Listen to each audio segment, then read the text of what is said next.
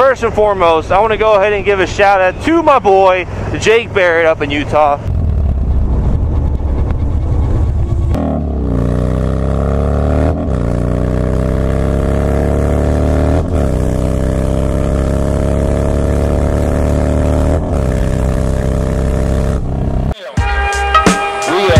Blessing on the most hazardous and dangerous and greatest adventure on which man has ever embarked.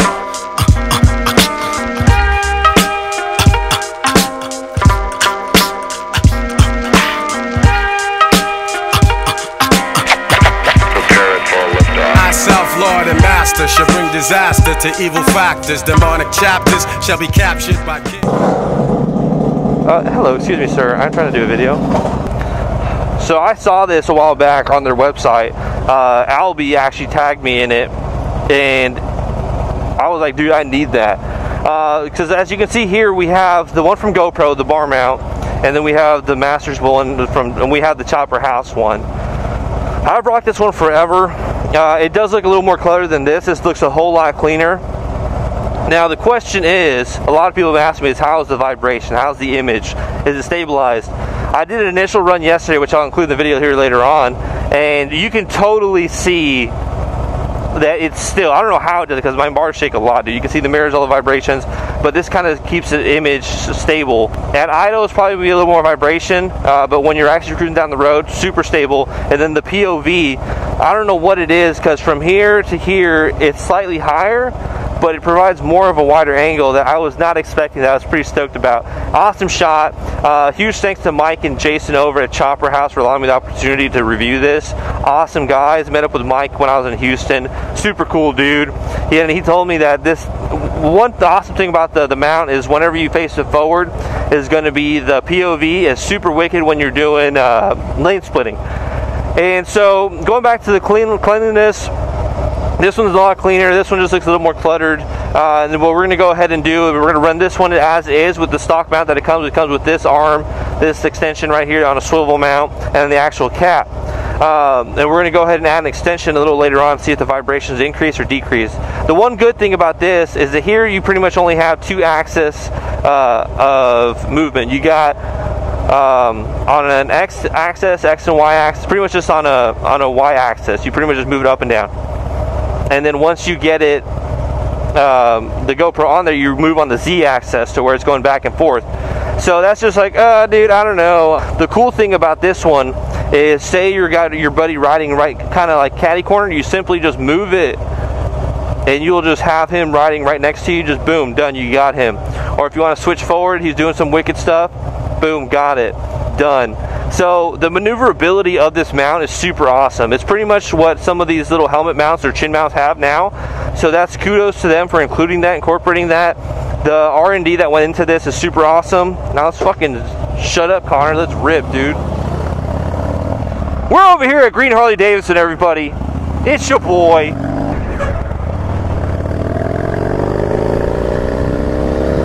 And so the cool thing is that you can kind of get like a quick POV of yourself riding. It's like, oh hey, you know, let me get myself riding with maybe some background. Like, hey, what's up? There's the countryside over here. So it's pretty dope, dude. Pretty dope. Quick little film tip we're gonna talk about.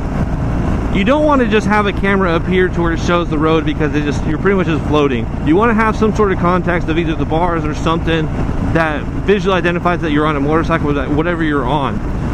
So one thing that I would kind of like to do is I'll just move this and point it down to where it catches the bearing, like the lip, just slightly, to where it's not bothersome, you know.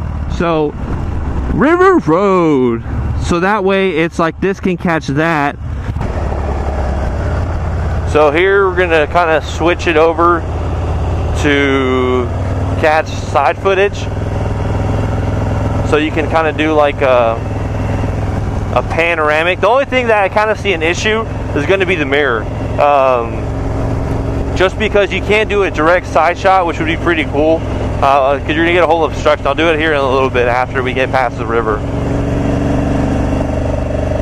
So that way it's like, if you're on a road and there's a canyon, say right here, that you want to get, but it's like, right now I'm using the GoPro, both of them, but I have the primary one I use for a lot of footage is going to be the chin mount, to where if I didn't have this, or if this was kind of stuck on this one, I can't really crank it that way, because then again, this is in the way. So I would have to physically turn my head and hold it like I am now. This is with my actual head, but then my eyes are kind of off the road.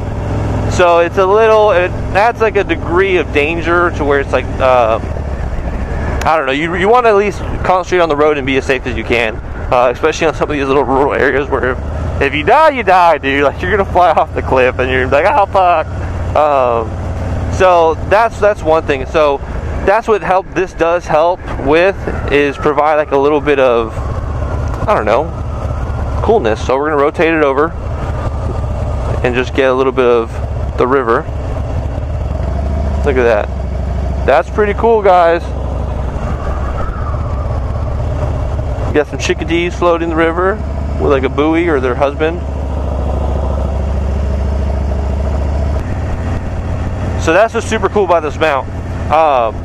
One, like I said, it's out of the way. It's not as cluttered. Like, here's just like all kinds of stuff that it doesn't bother me, because I know what I'm doing. Like, I know what it's for. Other people may see it and be like, why does that dude have such random stuff on his bike? It kind of takes away from the bike. But this, you can still have a GoPro mount and it doesn't look as like messy as this, you know. Like, it's not disgusting, but it's like a little bit of an eyesore from time to time where you're like, what, why, dude? So I really do like this. And then another thing that I was curious about was the original cap for the brake reservoir, for the master cylinder, was flush. And so I was like, dude, does this tuck in? What does it do? But it pretty much just sits flush and nothing comes out, no leaks. So they really thought it through. So here's what the mount looks like without the GoPro attached. So it's clean, no GoPro. This looks like a caterpillar of mounts just everywhere. Definitely prefer that over that. I like it, I dig it, I love it. Aesthetics, 10 out of 10. Use, 10 out of 10. Installation, 10 out of 10. Like, it was super easy. Like, and I say that because I am very new to kind of like bike upgrades. This, I was kind of like, okay, I've never done this before. I never taken out the brake reservoir or the master cylinder. I never messed with it. So I popped it off and I was kind of like, okay, I don't know what to expect. So then I was like, okay, what goes in this little hole? And I assumed it was this, and sure enough, I was right. But getting it in there, I was kind of like, oh, dude, well, you know, what am I doing? How do I do it? I was fumbling a little bit, mostly just because I'd never done it before, so the confidence was just slightly, you know, lacking, where I was like, where you're unsure, like, does this go here? It looks like it does, but you're not like, oh, I'm just gonna slam it in there. And then, so I had like maybe like 2 minutes worth where I was like, oh, dude, like trying to mess with it, but it was done. Like, probably like, the other thing was pretty much just if it was supposed to sit like that, or if it was supposed to marry like the stock one does. And after creeping on the Chopper House Instagram, sure enough, it sits like that. I'll go ahead and include the photo. Bing, that's where it's at. Bing, boom, bing, bong, bong. So yeah, now we riding, dude.